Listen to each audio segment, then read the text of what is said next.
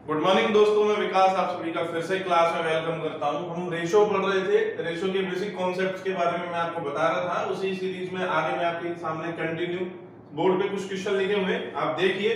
पहला क्वेश्चन है जिसमें आपको दिया गया है कि a अनुपात b अनुपात c का मान 1/2 अनुपात 1/5 अनुपात 1/4 है।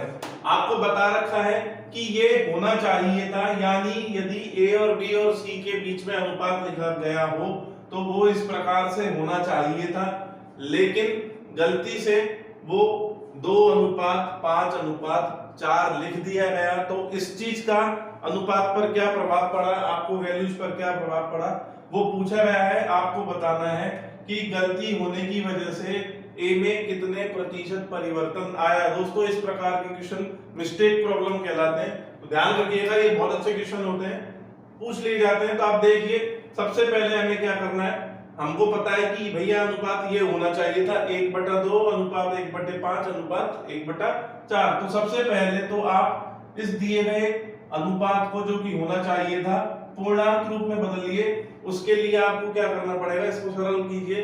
तो 2, 5 और 4 का जब आप लघुत्तम लेंगे तो लघुत्तम इनका 20 आएगा। आप 20 लघुत्तम से इस पूरे अनुपात को गुणा करेंगे तो आपको मिलेगा 1/2 गुणा 20, यानी a अनुपात b अनुपात c। आप जब देखेंगे तो 1/2 को 20 से गुणा करने पर 10 मिलेगा, 1/5 को 20 से गुणा करने पर आपको 4 मिलेगा, और 1/4 को 20 से गुणा करने पर आपको 5 मिल जाएगा। यानी a, b और c के मध्य जो सही अनुपात होता वो 10:4:5 होता, लेकिन भूलवश आपने इस अनुपात को 2:5:4 लिख दिया। तो आपको पूछा गया है कि बताइए a में कितने प्रतिशत परिवर्तन है। तो दोस्तों ध्यान दीजिएगा, हम क्या प्रोसेस कर रहे हैं। तो आप देखिए, यहां तीनों पदों का योग और यहां तीनों पदों का योग कितना कितना है, आप ध्यान दीजिए। यहां पर 10 और 4 14 और 5 19 है तीनों पदों का योग, और यहां पर तीनों पदों का योग 2 और 5 7 और 4 11 है। अब आपको करना ये है, आपको दोनों अनुपातों का योगफल समान बनाना है। तो वो बनाने के लिए आप क्या कर रहे हैं, ध्यान दीजिएगा। आप इस पूरे अनुपात के पदों को 11 से गुणा कर दीजिए। तो 11 ढाई 110, 11 चौकू 44 और 11 पंजे 55। इसी प्रकार इन तीनों पदों को आप 19 से गुणा करेंगे तो 19 दूनी 38, 19 पंजे 95 और 19 चौकू 76। अब आप देख लीजिए, यहां पर तीनों पदों का योग और यहां पर तीनों पदों का योग समान है। तो आपको ऐसा करने से ये हुआ है, पता लग जाएगा कि ए, बी और सी में कितना चेंज आ गया है गलती की वजह से। आप देखिए, ये 110 है तो ये 138 हो गया है, ये 44 है तो ये 95 हो गया है, ये 55 है तो ये गलती की वजह से 76 हो गया है। आपसे पूछा गया है ए में प्रतिशत परिवर्तन। तो ए में प्रतिशत परिवर्तन आप निकालेंगे तो वो क्या होगा, देखिए हमारी पहली जो वैल्यू थी वो 110 होनी चाहिए थी, हमने गलती से उसको 38 कर दिया है। तो चेंज कितना आया है, आपको सबसे पहले वो देखना है कि चेंज आया है यहाँ पर 110 से 38 हो गया है। तो ये कमी है, 110 में से 38 घटाएंगे, और जिस चीज के सापेक्ष हमको देखना होता है उसको हर में लिखते हैं। यहाँ हम 110 के सापेक्ष देख रहे हैं कि भैया कितना परिवर्तन आ गया, तो बटे में 110 गुणा 100, ये प्रतिशत कमी आपका आंसर होगा। हल कर लेते हैं इसे, 110 में से 38 घटाएंगे तो आपको मिलेगा 72/110 गुणा 100। इसको हल कर लीजिए, आपको प्राप्त हो जाएगा 720/11% कमी। ये इस क्वेश्चन का आंसर है। ध्यान दीजिएगा, मिस्टेक प्रॉब्लम जब भी आपसे पूछी जाए तो आपको कुछ नहीं करना है, सबसे पहले अनुपात को सरल करना है। सरल करने के बाद आपको दोनों अनुपातों का योग सेम बनाना है। उसके लिए आपको दोनों को योग करके अल्टरनेटली गुणा कर देना है, यानी इस अनुपात के योग को इससे गुणा करना है तथा उसके योग को इसको गुणा कर देना है। आगे देखिए, नेक्स्ट क्वेश्चन ये मनी प्रॉब्लम है। यहां मैंने आपको बता रखा है कि 3 व्यक्ति हैं ए, बी, सी, उनमें 400 रुपए का बंटवारा होना है, और उसके बाद 400 रुपए उन्हें दे दिए गए। उसके बाद क्या किया जाता है कि ए से 20 रुपए तथा बी से 40 रुपए और सी से 60 रुपए वापस ले लिए जाते हैं। और आपको बता रखा है कि वापस लेने के बाद जो ए, बी और सी के बीच में नया अनुपात बनेगा, उनके पास जो धनों का अनुपात होगा वो 1:2:4 है। आपको ज्ञात करना है। बताइए सी की पहले क्या वैल्यू थी। तो दोस्तों देखिए, बहुत ही अच्छा सवाल है। आपको दे क्या रखा है, 3 लोग हैं, ए, बी और सी। इन तीनों के पास 400 रुपए है जिनका हमने बंटवारा कर दिया। अब क्या हुआ, इससे 20 रुपए ले लिए, ए से, सी से, बी से 40 ले लिए और सी से 60 ले लिए, यानी तीनों से टोटल 120 रुपए वापस ले लिए हैं। अगर आपको समझ में आ रहा हो तो 60 और 40, 100 और 20, 120 रुपए इनसे वापस ले लिए। तो अब इन तीनों के पास नई अवस्था में जो शेष धन है वो 280 रुपए है। मैं उम्मीद करता हूं कि आपको ये चीज समझ में आ गई होगी। तो दोस्तों आपको क्या बता रखा है, वापस लेने के बाद उनके पास जो धन है उसका अनुपात A1:V1:C1, इसकी वैल्यू आपको बता रखी है 1:2:4। आप बता सकते हैं कि नई अवस्था में, नई केस में सी के पास कितना धन है, तो हम बता सकते हैं सी के पास धन जो होगा वो होगा सी का अनुपात बटे अनुपातों का योग गुणा कुल धन। तो कुल धन इस समय उनके पास 280 रुपए है। आप इस चीज को समझ सकते हैं। 120 वापस ले लिए तो जो नया धन उनके पास शेष बचा हुआ है वो 280 रुपए है। तो कुल धन में सी का हिस्सा जो है वो 4 है, अनुपातों का योग 7 है। तो अनुपात बटे अनुपातों का योग गुणा कुल राशि से मैं यहाँ जो सी की नई वैल्यू है वो निकाल पा रहा हूँ। तो कितनी होगी वो देख लीजिए।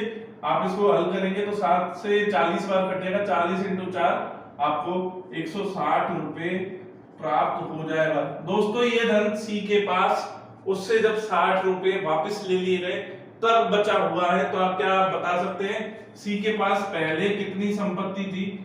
बिल्कुल आप बता सकते हैं सी के पास पहले 160 तो अब है, और 60 रुपए अगर उससे वापस नहीं लिए गए होते तो उसके पास 220 रुपए प्रेजेंट है, यानी सी की पुरानी संपत्ति 220 रुपए है। इसी प्रकार आप चाहें तो ए की संपत्ति और बी की संपत्ति भी निकाल सकते हैं। खैर आगे बढ़ते हैं। अगला क्वेश्चन देखिए। अगले क्वेश्चन में दोस्तों ये एक भाषाई प्रश्न है। आपको बुक में 4-5 लंबी चौड़ी लाइनें मिलेगी और ये एक फॉर्मेट मैंने यहाँ मैथमेटिकल फॉर्म में ही इस क्वेश्चन को लिख दिया है। देखिए क्या कह रहा है आपसे कि ए, बी और सी 3 व्यक्ति हैं, उनके पास कुल धन 1520 रुपए है। उसके बाद एक भाषाई फॉर्म में आपके पास लिखा हुआ होगा कि ए की संपत्ति के आधा से 10 कम, ध्यान दीजिएगा मेरे शब्दों पे, ए की संपत्ति से आधा से 10 कम तथा बी की संपत्ति का 1/3, बी की संपत्ति का 1/3 तथा सी की संपत्ति का 2 के धनों का अनुपात आपको यहां दे रखा है 1:1:5। और आपसे पूछ लिया है बताइए सी और ए की वास्तविक संपत्ति में कितना अंतर है। दोस्तों ध्यान दीजिएगा, मैं एक बार सवाल को फिर से रिपीट कर रहा हूं कि ए की संपत्ति के आधे से 10 कम, कॉमा बी की संपत्ति का 1/3 तथा सी की संपत्ति के 2 का अनुपात 1:1:5 है। आपको बताना है सी और ए की संपत्ति में कितना अंतर है। तो दोस्तों देखिए किस तरह से इस सवाल को लिखेंगे। आपको ये चीज समझ में आ रही होगी कि यहाँ मैंने अनुपात लिख दिए हैं, वो बराबर में 1:1:5 दे रखा है। आप सब, मैं उम्मीद करता हूं कि इस चीज को समझते हैं। अनुपात को हम इस प्रकार लिख सकते हैं x, 5x इनकी वैल्यू मान सकते हैं, या y, 5y या z, 5z। मैं आपको समझा चुका हूं पहली क्लास में कि अनुपातों को किस प्रकार से कॉमन फैक्टर से हम गुणा करते हुए लिख सकते हैं वैल्यूज को। तो यहां हम कह सकते हैं a/2 -10 बराबर x, b/3 बराबर x और 2c बराबर 5x। तो यहां से आप a, b और c की वैल्यू निकाल सकते हैं। a का मान आपको यहां से प्राप्त हो जाएगा, a बराबर x + 10 भाई ये 10 इधर गया, पक्षांतरण हुआ और ये 2 उधर गुणा होगा तो x + 10 मल्टीप्लाइड बाई 2। यहां से आपको b की वैल्यू प्राप्त हो जाएगी 3x और c की वैल्यू आपको प्राप्त हो जाएगी 5x/2। आप इसको हल कर सकते हैं आगे भी, 2x + 20 लिख लीजिए। आगे आपको क्वेश्चन में बता रखा है कि a + b + c की वैल्यू 1520 रुपए है और यहां से अगर हम इन तीनों को जोड़ेंगे तो आप देखिए क्या प्राप्त होता है, 2x + 20 + 3x + 5x/2। तो दोस्तों ध्यान से देखिएगा किस प्रकार से इसको लिखा जा रहा है। 1520 माइनस इस 20 को मैं इधर ले आया, 2x और 3x 5x हो जाएगा। 5x में जब हम 5/2 यानी 2.5, 5x + 5/2x यानी 5 में अगर 2.5 जोड़ते हैं तो 7.5x आपको प्राप्त होगा। 7.5x जिसे हम शॉर्ट में लिख सकते हैं 15x/2। जिन लोगों को तकलीफ है इसको और इसको जोड़कर मैंने यहाँ 15x/2 लिख दिया है। ध्यान से देखिए 1520 में से 20 गया तो 1500 बचेगा, 1500 बराबर 15x/2। आप देख लीजिए x की वैल्यू यहां से आपको ये 100 बार कट जाएगा, इससे x बराबर आपको 200 प्राप्त हो गया है। आपसे पूछा गया है कि बताइए c और a की संपत्ति में कितना डिफरेंस है। तो दोस्तों यहां से आप बता सकते हैं c - a बराबर क्या होगा, 5x/2, ये c की वैल्यू है, -2x + 20, ये a की संपत्ति है। अगर आप इसको घटाएंगे तो आप देख लीजिए ये अगर हम माइनस से अंदर गुणा करेंगे तो ये माइनस हो जाएगा, 2.5 में से 2 जाएगा तो आपके पास आधा बचेगा, तो x/2 - 20 धर दीजिए x की वैल्यू, x बराबर 200 है तो आप रखेंगे तो यहाँ 200/2 - 20 यानी 100 में से 20 अगर आप घटाएंगे तो आपको 80 प्राप्त होगा। आप कह सकते हैं कि C और A की संपत्ति में 80 रुपए का अंतर है। तो दोस्तों ये मनी डिस्ट्रीब्यूशन प्रॉब्लम थी और मिस्टेक प्रॉब्लम थी। मैं उम्मीद करता हूं तीनों क्वेश्चन आपको समझ में आए। आगे बढ़ते हैं दोस्तों। आगे देखिए कई बार आपको भाषाई प्रश्न मिलते हैं जिसमें आपको बता देता है कि 2-3 व्यक्ति हैं और एक दूसरे के सापेक्ष उनमें संबंध आपको दिया होता है। जैसे आपको मैंने बताया है कि अगर लैंग्वेज आपके पास हो कि a शेष का p/q गुना है, इंग्लिश में कहें तो a is p/q of p/q times of rest। तो इसका क्या मतलब है, जैसे आपके पास 3 व्यक्ति हैं a, b और c। आपको अगर कह दे कि a की संपत्ति b तथा c की संपत्ति की आधी है, a की संपत्ति b तथा c की संपत्ति की दुगनी है, या a की संपत्ति b तथा c की संपत्ति की 2/3 है, कुछ भी संबंध अगर आपको दे दे तो इसको इस भाषा में भी कह सकते हैं कि a की संपत्ति शेष की आधी है। तो आप देखिए एक क्वेश्चन मैंने इस प्रकार का लिया है।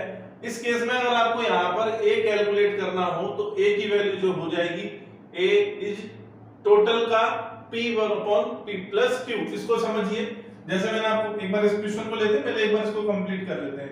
आप देखिए जैसे मैंने बोला कि a 3 लोग हैं a b c, मैं आपसे कह दूं कि a जो है b और c की संपत्ति का p/q है, तो यहां से आप बता सकते हैं कि a/b + c बराबर आप लिख सकते हैं p/q। अगर आप टोटल लिखना चाहेंगे यानी a/a +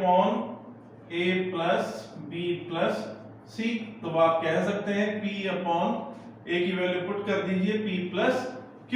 तो यही चीज मैं आपको बता रहा हूं जो मैंने बोर्ड पर लिखी है कि a बराबर p/p + q multiplied by a + b + c, यानी a टोटल का p/p + q है। तो आप, मैं उम्मीद करता हूं इसको समझ गए। आगे क्वेश्चन लेते हैं और देखिए क्वेश्चन में क्या कह रहा है आपसे। एक क्वेश्चन लिया है जिसमें 3 लोग हैं a, b और c। मैंने आपको बता दिया कि a की संपत्ति शेष का 1/3 है यानी b और c, b की संपत्ति शेष का 1/4 है यानी b की संपत्ति a और c की टोटल संपत्ति का 1/4 है और c शेष का 1/5 है। तो दोस्तों इसका क्या मतलब है, a जो है वो टोटल यानी a b c की टोटल जो भी संपत्ति होती टोटल का 1/1 + 3 यानी 1/4 है। समझिए दोस्तों, a टोटल का 1/4 हो जाएगा। जैसा कि मैंने बताया था कि ए P अपॉन Q है शेष का, तो P upon P plus Q लिखा था, उसी प्रकार यहाँ 1 अपॉन 1 प्लस 3 यानी 1/4 मैंने यहाँ पे ए टोटल का लिख दिया है। आगे देखिए B शेष का 1/4 है यानी B टोटल का 1/5 हो जाएगा। इसी प्रकार C शेष का 1/5 है, इसका मतलब C टोटल का 1/6 हो जाएगा। दोस्तों आपके सामने पता लग गया कि A जो है टोटल का 1/4 है, B जो है टोटल का 1/5 है और C जो है टोटल संपत्ति का 1/6 है। अब आपको नहीं पता है कि टोटल संपत्ति क्या है, तो टोटल संपत्ति आप कुछ ऐसी संपत्ति मान लीजिए जिससे कि आपके सामने ये भिन्न खत्म हो जाए। तो मैं ऐसी संपत्ति के लिए 4, 5 और 6 का लैसे ले लेता हूं। लैसे आपको प्राप्त होगा, हरों का लैसे लेंगे जब आप, या आपको 6 पंजे 30 दूनी 60, तो आपको ये लैसे 60 प्राप्त हो गया। अगर मैं कहूं कि ए की संपत्ति टोटल का 1/4 है यानी ए की संपत्ति टोटल यानी 60 का 1/4 अगर आप लिखते हैं 15 रुपए, अनुपात में ही बात चल रही है, अनुपात में ही करेंगे इसे। हमारे पास ये एग्जैक्ट वैल्यू नहीं है, हमने कैलकुलेशन को इजी बनाने के लिए एक लैसे ले लिया है। आप चाहे तो 60 ले लो, चाहो तो इसका भी गुणज ले लो, 120 ले लो, 180 ले लो, जिससे कि भिन्न आपको नहीं दिखेंगे। 60 का 1/4 15 रुपए ए की संपत्ति आ गई। B टोटल का 1/5 है यानी 60 गुणा 1/5, आपको यहाँ से 12 रुपए प्राप्त हो जाएगा। और C जो है वो आपको 60 गुणा 1/6 यानी 10 रुपए प्राप्त हो जाएगा। यानी यहाँ से आपको A, B और C की संपत्ति का अनुपात 15:12:10 प्राप्त हो गया है। आगे क्वेश्चन में आपको एक हिंट दी हुई है जिससे कि आप ओरिजिनल वैल्यूज निकाल सकें। B प्लस C का मान 220 रुपए है, तो B आपका अगर 12x है, यहां से मैं इन्हें 15x, 12x और 10x बोल सकता हूं। B प्लस C यानी 12x प्लस 10x का मान आपको 220 दे रखा है। 22x बराबर 220, यहां से आप x बराबर 10 निकाल पाएंगे। और आपसे पूछा गया है कि A और C की संपत्ति का योग क्या होगा, तो दोस्तों आप देख लीजिए 22x बराबर आपका 220 आया था, दिया हुआ है क्वेश्चन में। यहां से x बराबर आपने 10 कैलकुलेट कर लिया। आपसे पूछा गया है A और C की संपत्ति का योग, तो A की संपत्ति 15x है, C की संपत्ति 10x है। दोनों का टोटल करेंगे तो आपको 25x प्राप्त होगा। 15x plus 10x 25x, x की वैल्यू इसमें पुट कर दीजिए, आपको यहां से 25 गुणा 10 250 रुपए ए और सी की ओरिजिनल संपत्ति हो जाएगी। मैं उम्मीद करता हूं आपको ये क्वेश्चन समझ में आया होगा कि यहाँ पर हमने किस प्रकार से मनी का डिस्ट्रीब्यूशन किया है। भाषाई प्रश्न है, आप इसको ध्यान से पढ़िएगा, मैंने जो कॉन्सेप्ट बताया था उसको समझिएगा कि वो आपसे क्या कहना चाह रहा है। आगे देखिए, आगे जो प्रश्न है वो आपकी दैनिक दिनचर्या का प्रश्न है। वहां पे आपसे मैं सिंपल सी बात है, अगर किसी चीज की कीमत बढ़ती है तो सीधी सी बात है कीमत बढ़ेगी तो हमारे खपत पर, हम कितना खाते पीते हैं उस पर भी फर्क आ जाता है, और उस खाने पीने की वजह से और कीमत की वजह से हमारा जो खर्चा होता है उस पर भी फर्क आ जाता है। तो दोस्तों एक क्वेश्चन लिया है मैंने, उसको समझिए। पहले एक बार ये देखिए कि कीमत और खपत जितनी होती है उनका गुणनफल, भाई आप 10 रुपए किलो की कोई चीज खा रहे हो और 20 किलो खा रहे हो तो 200 रुपए आपका टोटल खर्चा हो जाएगा। उसी प्रकार से एक और एग्जांपल मैंने लिया है जिसमें कि आपको मजदूरों की संख्या जितनी है और आप प्रति मजदूर जितनी तनख्वाह देते हैं, आप अगर मजदूरों की संख्या को प्रति मजदूर की सैलरी से गुणा करेंगे तो आपके द्वारा दी जाने वाली टोटल सैलरी प्राप्त हो जाएगी। मैंने बोर्ड पर 2 क्वेश्चन दिए, आप देखिए। यहां मैंने आपको मैथमेटिकल फॉर्म में ही क्वेश्चन को लिख दिया है, आपको पूरी लंबी चौड़ी भाषा में मिलेगा, जहां आपको बताएगा कि एक व्यक्ति कीमतों में 6:7 में वृद्धि हो जाने की वजह से अपने खर्चे को भी बढ़ा देता है, अपनी खपत को भी बढ़ा देता है। वो कैसे बढ़ा रहा है वो देखिए। कीमत जो है 6:7 से बढ़ जाती है, यानी कोई चीज पहले 6 रुपए किलो थी तो अब वो 7 रुपए किलो मिलती है, कोई 6x रुपए किलो थी तो वो 7x रुपए किलो मिलती है। ये पहले और अब का अनुपात आपको दे रखा है, इस चीज को आप समझिएगा। भैया पहले कीमत जो थी और अब कीमत जो है उसमें 6:7 में वृद्धि हो चुकी है। और व्यक्ति की खपत, व्यक्ति कितना खाता है उसमें कीमत बढ़ने के बावजूद भी उसने वृद्धि कर दी है, पैसे वाले व्यक्ति होंगे कि भैया पहले 8 किलो खाते थे तो अब वो 11 किलो खाते हैं, यानी उनके घर की आवश्यकता पहले 8 किलो की थी तो अब वो 11 किलो खाते हैं। तो यहाँ आपसे पूछा है खर्चे में कितना परिवर्तन होगा। तो दोस्तों सिंपल सी बात है, हमें पता है कीमत और मात्रा का गुणनफल आपका बजट, आपका खर्चा डिसाइड करता है। तो हम कह सकते हैं खर्चा पहले और अब जो होगा उसका अनुपात, पहले वो 6 रुपए किलो की चीज खा रहा था और 8 किलो लेता था तो 48 रुपए खर्च कर रहा था। अब वो 7 रुपए किलो की चीज खा रहा है और 11 किलो चीज यूज करता है, इसका मतलब वो 77 रुपए खर्च कर रहा है। तो क्या आप यहाँ देखकर बता सकते हैं कि उसकी खर्चे में कितना चेंज आ गया। खर्चे में जो उसका चेंज आया है पहले की तुलना में, वो यहाँ से आप प्राप्त कर सकते हैं। 48 और 77 का डिफरेंस आपको 50, 29 प्राप्त होगा बटे पहले उसका खर्चा 48 रुपए का था तो 29 बटे 48 गुणा 100, ये प्रतिशत परिवर्तन है, प्रतिशत वृद्धि है, आपको दिख रहा होगा प्रतिशत वृद्धि खर्चे में। आगे देखिए इसको 4 से काटेंगे तो ये 25 बार कटेगा, ये 12 बार कटेगा, गुणा कीजिए 725 बटे 12 प्रतिशत वृद्धि, ये इस क्वेश्चन का आंसर हो जाएगा। आपको समझना होगा कि व्यक्ति का खर्चा उसके द्वारा उपभोग में ली जाने वाली वस्तु तथा उसकी मात्रा के गुणनफल पर डिपेंड करेगा, वो उस पर डिपेंड करता है। आगे देखिए अगला क्वेश्चन जो मैंने लिया है उसमें मैंने आपको बताया है कि भाई एक फैक्ट्री है, उसमें कुछ मजदूर काम करते हैं, उन मजदूरों की संख्या में वृद्धि कर दी जाती है 3:5 में। यानी अगर पहले फैक्ट्री में 3 मजदूर काम करते थे तो अब जो है वो 5 मजदूर काम कर रहे हैं, और इसी के हिसाब से मजदूरों की संख्या में वृद्धि करी है तो मजदूर बढ़ाए हैं तो उन्होंने प्रति मजदूर तनख्वाह कम कर दी।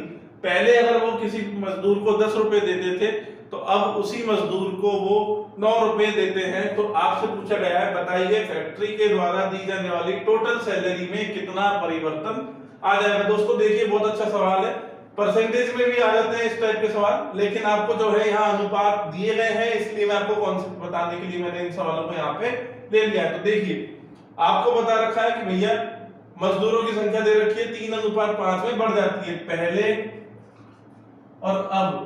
पहले 3 मजदूर थे तो अब 5 मजदूर है, पहले 30 होते तो यहाँ 50 होते, यहाँ 300 होते तो यहाँ 500 होते।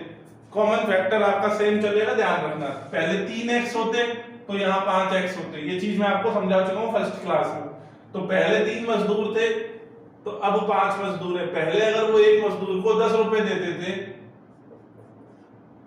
और अब 9 रुपए देते हैं तो पहले की जो टोटल सैलरी उनके द्वारा दी जा रही थी वो कितनी थी, 30 रुपए। भैया एक को 10 दे रहे और 3 मजदूर है तो 30 रुपए वो टोटल बांट रहे थे। अब क्या कर रहे, 5 मजदूर है और 9 रुपए एक मजदूर को दे रहे हैं, तो टोटल सैलरी क्या है वो किस प्रकार से चेंज हो रही है आप देखिए। 30:45, आप इसे हल करेंगे तो 5 से काट सकते हैं, 5 छिक्की 30, 10 से ही इसको 15 से काट दीजिए, 15 दूनी 30 और 15 × 3 = 45। इसका क्या मतलब है, टोटल सैलरी जो फैक्ट्री में दी जा रही है वो 2:3 में बढ़ रही है। इसका मतलब पहले यदि फैक्ट्री 2 रुपए कुल सैलरी बांटती थी तो अब वो कुल सैलरी 3 रुपए बांटती है। आपको बताना है बताइए टोटल सैलरी में कितने प्रतिशत परिवर्तन होगा। तो जिसके सापेक्ष देखते हैं उसको हर में लिखेंगे। हमें परिवर्तन पहले की सैलरी के सापेक्ष देखना है तो मैंने पहले की सैलरी को हर में लिख दिया। 3 और 2 का अंतर 1 की वृद्धि हुई है और परसेंट लिखने के लिए गुणा 100। तो आप यहां से कह सकते हैं टोटल सैलरी में 50% वृद्धि हो गई है। दोस्तों आगे बढ़ते हैं, अगला क्वेश्चन लेते हैं। अगले क्वेश्चन में मैं आपको बता रहा हूं रेफरेंस रेशियो क्या होता है। देखिए दोस्तों आगे बढ़ते हैं। आगे मैंने बोर्ड पे 3 क्वेश्चन लिखे हैं। रेफरेंस रेशियो क्या होता है उस चीज को समझने की कोशिश कीजिएगा। आप ध्यान से देखिए, यहाँ मैंने पहले क्वेश्चन में आपको बताया है कि राम और श्याम है, उनकी तनख्वाह का जो अनुपात था 2020 में 2:3 था तथा 2021 में यह अनुपात 25:24 हो गया। साथ में आपको एक हिंट दे रखी है सवाल में कि राम की तनख्वाह में 25% की वृद्धि हुई है। आपको बताना है कि 2020 से 2021 में श्याम की तनख्वाह में क्या परिवर्तन आया। तो दोस्तों क्वेश्चन स्टार्ट करते हैं, ध्यान से समझने की कोशिश कीजिएगा।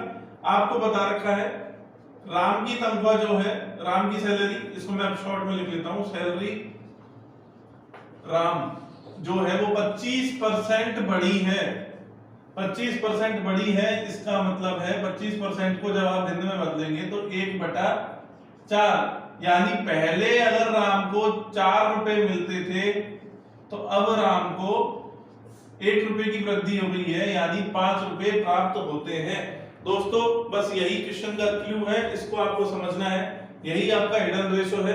आपको क्या बता रखा है कि पहले की राम की तनख्वाह 4 रुपए है और अब की राम की तनख्वाह 5 रुपए है। इसके अकॉर्डिंग हमारे डेटा को चेंज कर लेंगे और हमारा क्वेश्चन सिंपली हो जाएगा।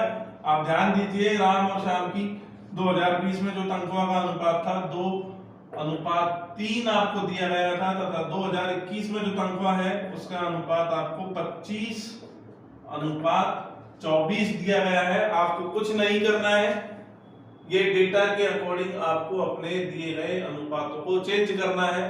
पहले राम को 4 रुपए मिलते थे तो यहाँ हमारे पास पहले राम को 2 रुपए मिल रहे हैं, तो हम इसको कैसे 4 रुपए बना सकते हैं, बस वो कर लीजिए। तो मैं इसको 2 से गुणा कर दूं तो आप देखेंगे ये 2 दूनी 4 हो जाएगा। आपने यहाँ 2 से गुणा किया है तो आपको यहाँ भी 2 से गुणा करना पड़ेगा। इसी प्रकार अब राम को 25 रुपए मिलते हैं, लेकिन इस कैलकुलेशन के अकॉर्डिंग, इस रेफरेंस रेशियो के अकॉर्डिंग हमारे पास राम को अब 5 रुपए मिलते हैं। तो 25 को कैसे 5 बना सकते हैं, आपको ये चीज देखनी है और आपको सिंपली क्वेश्चन हल हो जाएगा। कुछ भी ज्यादा इसमें दिमाग लगाने की जरूरत नहीं है। 25 को 5 बनाने के लिए आपको इसको 1/5 से गुणा करना पड़ेगा। यहाँ आपने 1/5 से गुणा किया है कॉमन फैक्टर से, तो इधर भी आपको 1/5 से गुणा करना पड़ेगा। आपको अब ये क्वेश्चन सिंपली होता हुआ दिख जाएगा। आपके सामने जो डेटा दिया गया है उसके अकॉर्डिंग आपको यहाँ चेंज होता हुआ दिखेगा कि भैया राम की तनख्वाह 4 तो शाम की तनख्वाह 6, राम की तनख्वाह 5 तो शाम की तनख्वाह 24/5। आप देख लो, आपको क्वेश्चन में डेटा दिया गया था कि राम की तनख्वाह में 25% की वृद्धि हो जाती है। आपको दिख रहा होगा कि 2020 में राम को 4 मिलते थे तो राम को अब 2021 में 5 रुपए प्राप्त होते हैं। यहाँ 25% की वृद्धि हमको दिख रही है। आपको कैलकुलेट करना है कि शाम की तनख्वाह में क्या परिवर्तन आया।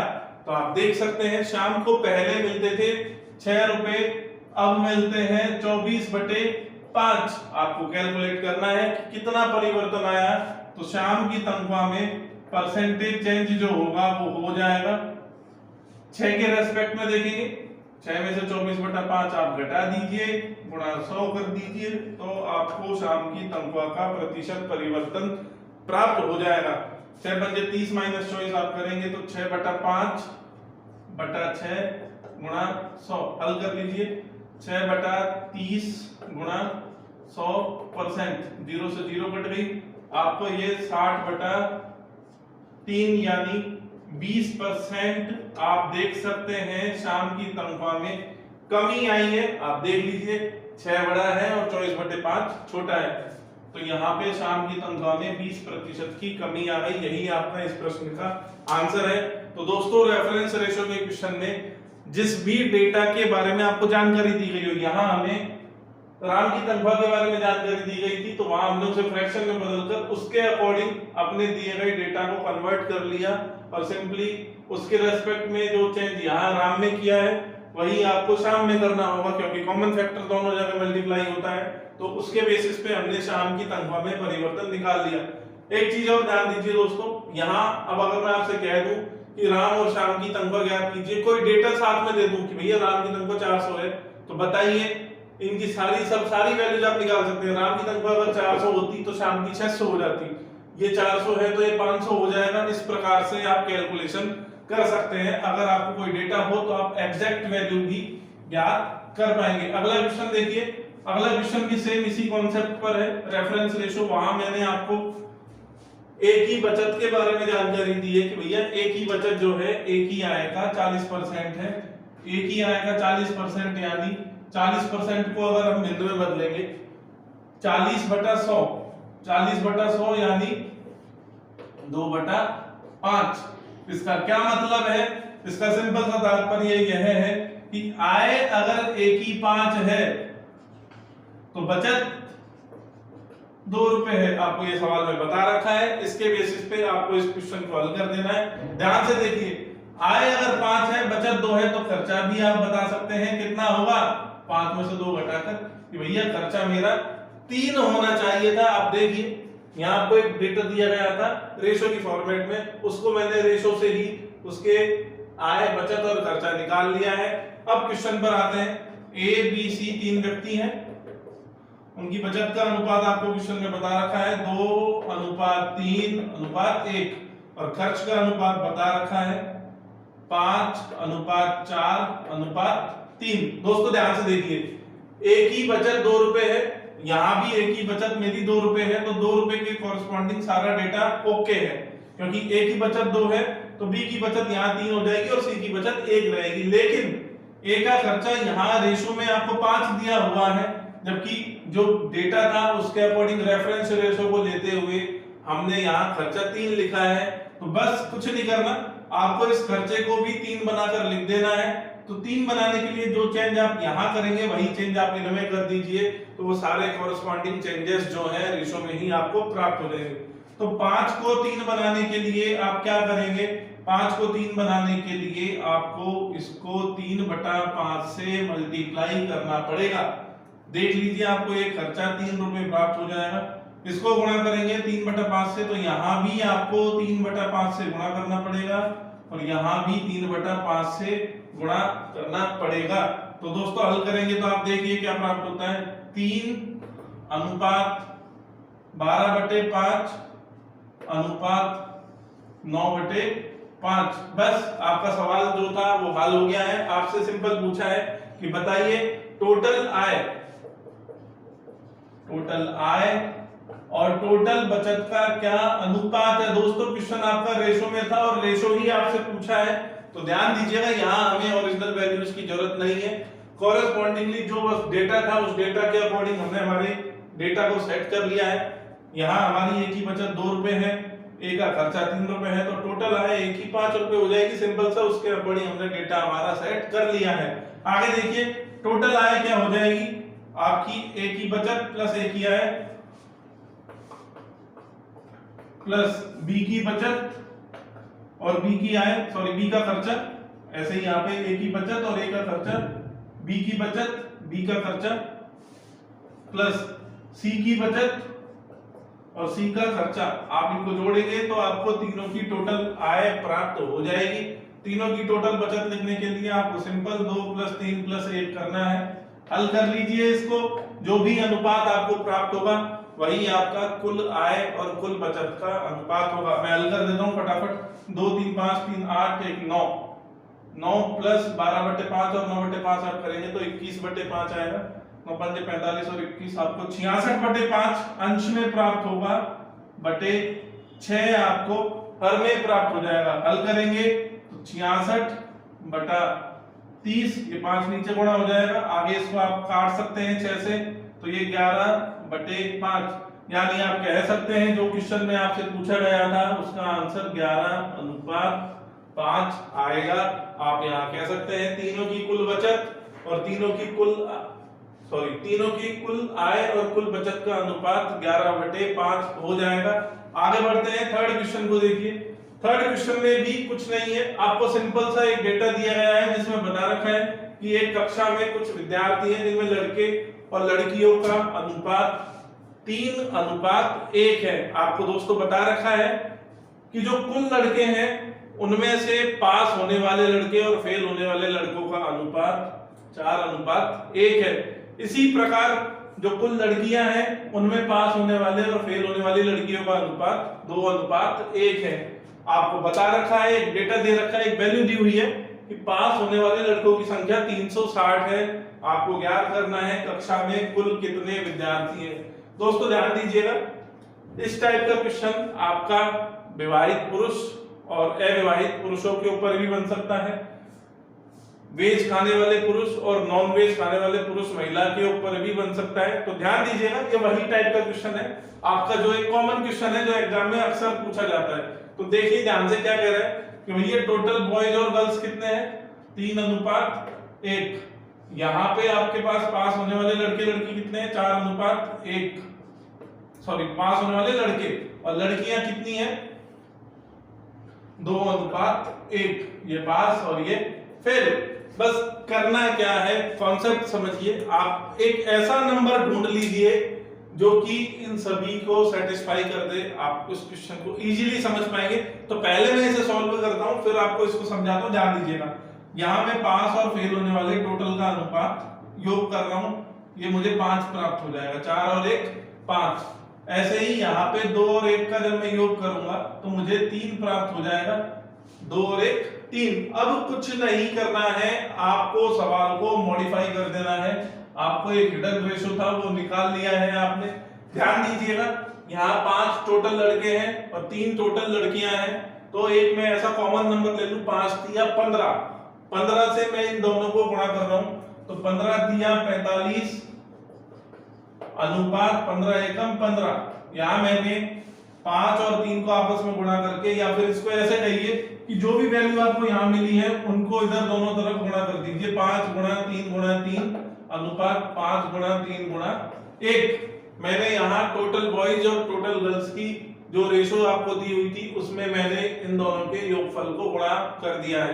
तो ध्यान से देखिए क्या प्राप्त हुआ, 5 3 15 थी 45 अनुपात 5 3 15 और 1 15 एकम 15, यानी कुल लड़के और कुल लड़कियों की संख्या का अनुपात मैंने 3:1 से मेरी सुविधा के लिए 45:15 में कन्वर्ट कर लिया है। अब आप ध्यान से देखिए, इन 45 लड़कों में पास और फेल होने वाले लड़कों का अनुपात आपको बता रखा है 4:1।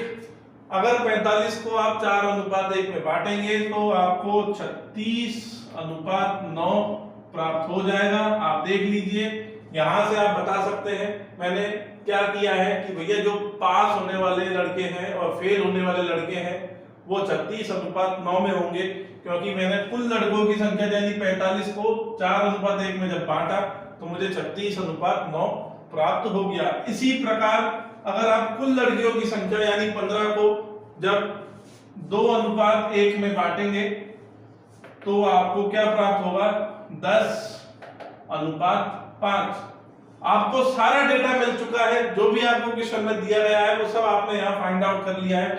ये कौन है, पास होने वाले लड़के, ये कौन है, फेल होने वाले लड़के, ये कौन है, पास होने वाले लड़कियां, और ये कौन है, फेल होने वाली लड़कियां। सारा डेटा आपके सामने है, आपको बता रखा है कि भैया जो पास हुए लड़के हैं उनकी संख्या 360 है, यानी 36 की वैल्यू आपको बता रखी है कितनी, 36 का मान आपको दे रखा है 360। 36 का मान आपको क्वेश्चन में 360 बता रखा है और आपसे पूछा गया है बताइए कुल लड़के कितने हैं, कुल विद्यार्थी कितने, लड़के नहीं कुल विद्यार्थी कितने हैं। तो कुल विद्यार्थियों की संख्या मेरे पास, कुल लड़के और कुल लड़कियों को जोड़ेंगे तो प्राप्त हो जाएगी जो कि 60 होगी। तो मैं यहां से बता सकता हूं 36 का मान 360 है, तो 60 का मान क्या होगा, आप सिंपली कैलकुलेट कर सकते हैं। 36 का मान 360, तो 1 का मान 10, तो 60 का मान 600 हो जाएगा। आप इस चीज को समझ लीजिए, सिंपल सा क्वेश्चन है, बहुत आते हैं एग्जाम में इस टाइप के क्वेश्चन, इंपॉर्टेंट भी है। करना कुछ नहीं है, बस आपको जो डेटा दिया गया है, अनुपात दिया गया है, उस अनुपात को आगे एक स्टेप में और तोड़ दिया गया है। भैया एक टोटल है, उस टोटल में से आगे मैंने 2 ब्रांच निकाल दी है। उस ब्रांच में आप देखिए ये टोटल एक मेरे पास क्लास थी, इस क्लास में से 2 ब्रांच निकाल दी और इस ब्रांच को भी आगे मैंने तोड़ दिया भैया 4:1। तुम्हारा भी मैंने क्लासिफिकेशन कर दिया। आपको बस इनका योग करके एक ऐसा नंबर फाइंड आउट करना है जो कि सेटिस्फाई करे कि भैया टोटल मेरे पास क्या हो। तो टोटल मैंने ढूंढने के लिए इन रेशो को जोड़ा, 4 और 1 का 5 आया, 2 और 1 का 3 आया। इस 5 को और इस 3 को मैंने यहाँ दोनों तरफ गुणा कर दिया तो मुझे टोटल नंबर प्राप्त हो गई। भैया 45 तो लड़के हो सकते हैं और 15 लड़कियां हो सकती है। भैया अनुपात मेरा खराब नहीं हुआ है, 45:15 को जब आप हल करते हैं तो 3:1 ही आएगा। ये चीज का ध्यान रखना है और इस प्रकार से आप इस टाइप के सवालों को भी कर सकते हैं। इंपॉर्टेंट क्वेश्चन है। आगे बढ़ते हैं, और मैं आपके सामने कुछ होमवर्क क्वेश्चन लिख रहा हूँ, आप उन्हें देखिए। दोस्तों आज की क्लास यहीं खत्म करते हैं। मैंने बोर्ड पर आपके लिए कुछ होमवर्क क्वेश्चन लिखे हैं। ये जो मैंने आपको पिछले तीनों पार्ट में पढ़ाया था उसका समरी है, आप कह सकते हैं। अगर आप इन क्वेश्चन को कर पा रहे हैं तो आपने तीनों पार्ट अच्छे से देखे हैं। जिन्होंने नहीं देखा है, मैं चाहूंगा कि वो तीनों पार्ट पिछले देखें और समझे कि इन क्वेश्चन को कैसे किया जाएगा। जिन्होंने देखा है वो मुझे कमेंट में इन क्वेश्चंस का आंसर लिखकर भेजेंगे, नंबर बाय नंबर। जैसे ये फर्स्ट है तो फर्स्ट का, सेकंड का अगर आप आंसर लिख रहे हैं तो इसी प्रकार से आप मुझे आंसर लिख के भेजेंगे। कोशिश कीजिएगा कि आपसे ये सभी क्वेश्चन हो जाएं। किसी को फिर भी कोई समस्या रह जाती है तो आप इस नंबर पर, व्हाट्सएप नंबर है मेरा, मुझसे वहां पूछ सकते हैं कि सर इस सवाल को कैसे करेंगे। मैं आपको कोशिश करके एक सॉल्यूशन वहां भेजने की कोशिश करूंगा। आगे देखिए, मैं आपको बता दूं कि लाइव क्लासेज अभी पॉसिबल नहीं हो पा रही है क्योंकि रिसोर्सेज अभी कंप्लीट नहीं है। लाइक लॉकडाउन चल रहा है, लॉकडाउन भगवान जाने अभी आगे बढ़ सकता है। तो कोशिश करके जितना हो सके आप कम्युनिकेट कीजिए, कमेंट में अपनी प्रॉब्लम्स बताइए। अगर आप नहीं पूछेंगे तो मुझे नहीं समझ में आएगा कि स्टूडेंट के मेंटेलिटी में क्या चल रहा है और किस प्रकार की प्रॉब्लम फेस कर रहा है। तो हो सके जितना आप पूछिए, इन क्वेश्चन को करने की कोशिश कीजिएगा। मुझसे व्हाट्सएप पर संपर्क कीजिएगा अगर किसी को कोई दिक्कत है। जल्दी से जल्दी मेरी कोशिश है कि मैं आपके लिए लाइव क्लास लेकर आऊं। अगला टॉपिक जो हमारा होगा वो या तो सिंपल इंटरेस्ट, कंपाउंड इंटरेस्ट होगा या फिर टाइम स्पीड डिस्टेंस होगा। आप लोगों से मैं कमेंट में जानना चाहूंगा कि आप क्या पढ़ना चाहते हैं, तो प्लीज आप बताइएगा। और हो सके तो ये मेरा व्हाट्सएप नंबर है, इस पर आप मुझे कोई डाउट हो तो पूछिएगा। और जितने हो सके अपने दोस्तों में शेयर कीजिए, बताइए उन्हें कि इस प्रकार से क्लास चल रही है। और जितना लिंक आप शेयर करेंगे, जितनी स्ट्रेंथ बढ़ेगी उतना ही मोटिवेशन हमें मिलेगा। Thank you.